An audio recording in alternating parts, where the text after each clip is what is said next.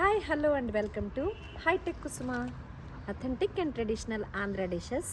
ఈరోజు మీ అందరి కోసం తెలుగులో చూపించే హైటెక్ కుసుమ ఛానల్కి స్వాగతం. ఈరోజు మీకు చూపించే ఆంధ్ర ట్రెడిషనల్ డిష్ చెన్నోడియాలు. ఈ చెన్నోడియాల్ని ఎలా చేస్తారంటే ఈరోజు మీకు చేసి చూపిస్తాను. చూడండి, ఎంతో టేస్టీగా ఉండే చెన్నోడియాలు చేసుకోవడం ఎక్కువ ఈజీ, ఇంకా తక్కువ ఇంగ్రీడియంట్స్తో అయిపోతాయి. ఈ చెన్నోడియాలు చేసుకోవడానికి మినప్పప్పు, వరిపిండి ఇంతే అవసరం. అన్నిటికన్నా మెయిన్ ఇంపార్టెంట్ చీజ్ అండ్ మనం ఈరోజు చెన్నోడియాలు పెట్టుకుంటున్నాం కదా. చెన్నోడియాల కోసం మినప్పప్పుని 4-5 గంటలు బాగా నానబెట్టుకొని బాగా కడుక్కొని తర్వాత ఈ గ్రైండర్లో వేసుకొని రుబ్బుకోవాలి.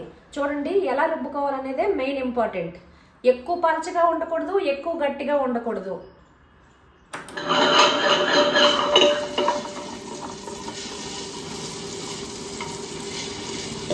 కొంచెం కొంచెంగా నీళ్ళు వేస్తూ కన్సిస్టెన్సీ చూసుకోవాలి.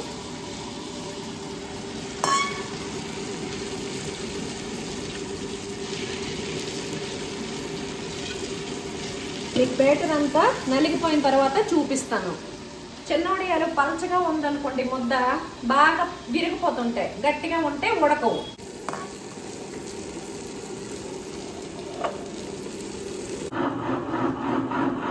చూసుకుందాం. ఇప్పుడు మన మినపప్పు నలిగిందాలి.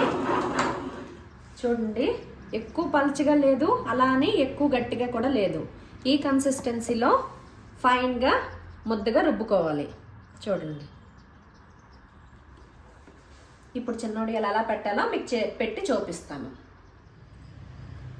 చెన్నోడియాలు పెట్టుకోవడం కోసం మన బ్యాటర్ అయితే రెడీ అయిపోయింది.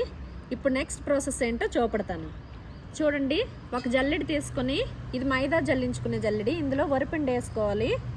వరిపిండి వేసుకొని మనం ఈ ప్లేట్లలో ఇలా జల్లించుకోవాలి పల్చగా. ఎక్కువ బలంగా పెట్టుకోకూడదు. చూడండి, 2 పళ్ళాల్లో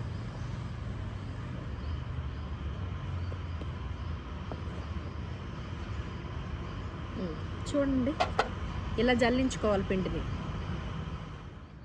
ఇప్పుడు చెన్నోడియాలు పెట్టుకోవడం స్టార్ట్ చేస్తాను. చూడండి, ముందుగా ఈ పిండిని కొంచెం కొంచెంగా తీసుకోవాలి. ఇలా చేతులతో ఇలా చేస్తూ ఈ పిండిలో ఇలా పెట్టుకోవాలి. నెమ్మది నెమ్మదిగా కొంచెం కొంచెం దూరంగా రౌండ్గా.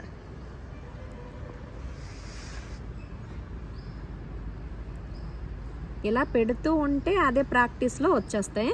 నేనైతే ఈ చెన్నోడియాలు పెట్టడం మా అమ్మమ్మ దగ్గర నేర్చుకున్నాను. చూడండి, ఇలా పిండి మీద పిండి మాత్రం పల్చగా పరుచుకోవాలి.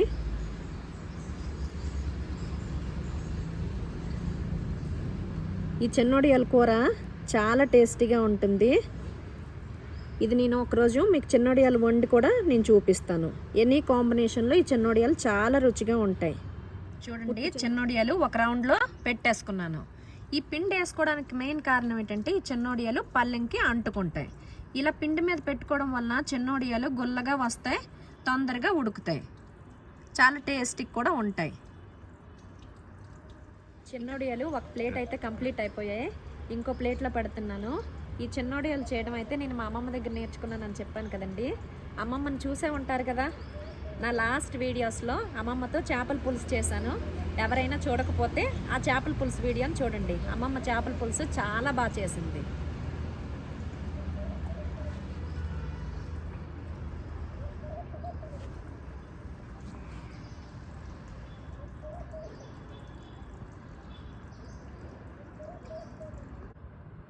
ఇదిగోండి, మన చెన్నోడియాలు ఎంతో అందంగా రెడీ అయ్యాయి కదా.